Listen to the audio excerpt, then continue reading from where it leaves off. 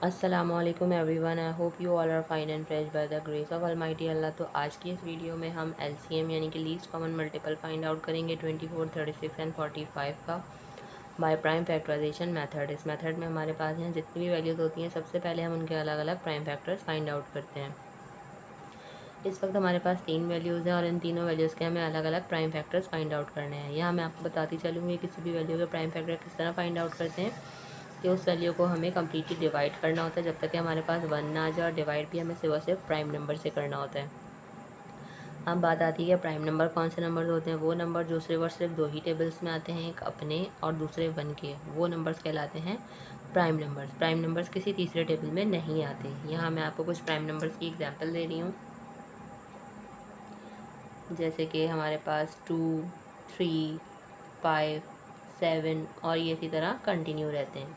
इनमें से भी जो स्मॉलेस्ट प्राइम नंबर होता है हमें हमेशा वहाँ से स्टार्ट लेना होता है। स्मॉलेस्ट प्राइम नंबर 2 है और 2 का डिविजिबिलिटी रूल है कि अगर किसी वैल्यू के लास्ट में इवन नंबर या फिर 0 हो तो वो वैल्यू 2 से कम्प्लीटली डिवाइड हो सकती है। तो यहाँ हमें जो वैल्यूज़ 2 से डिवाइड होती हुई नज़र आ रही हैं, पहले हम उन्हें डिवाइड करना स्टार्ट करते हैं।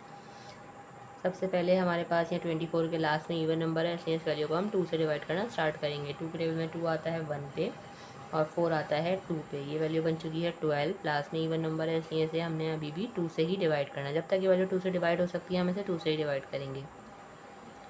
2 के टेबल में 12 बिल्कुल आता है 6 पे।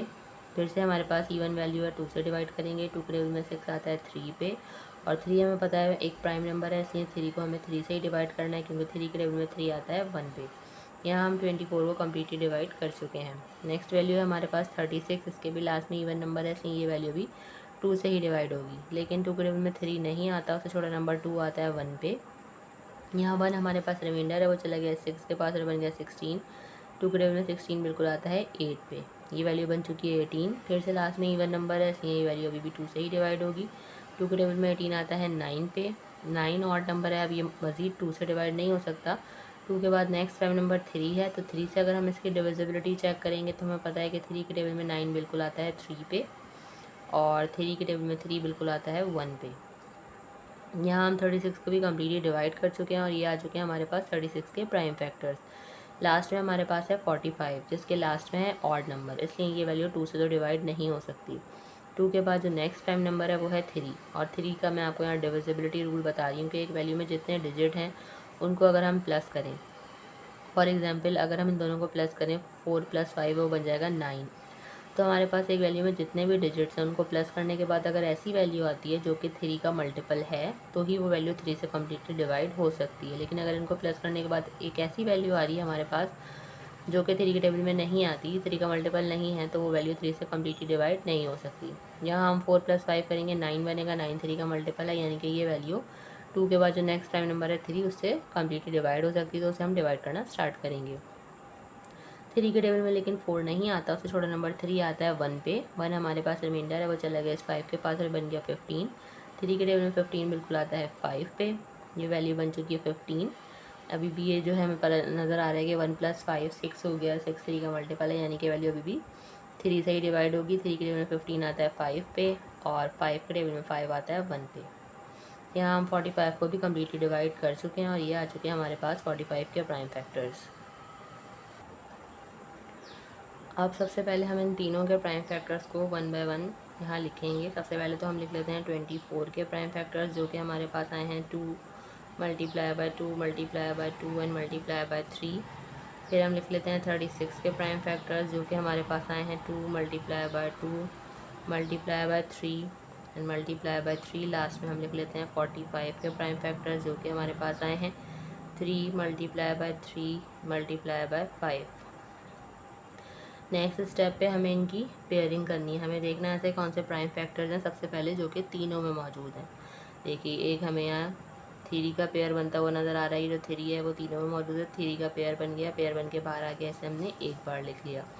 उसके अलावा हमें कोई ऐसा प्राइम फैक्टर नज़र नहीं आ रहा जो कि तीनों में मौजूद हो। फिर हम क्या करेंगे, हम दो में भी पेयरिंग कर सकते हैं। जैसे कि ये 2 इन दोनों में मौजूद है, इसका पेयर बन गया, पेयर बन के बाहर आ गया, इसे हमने एक बार लिख लिया।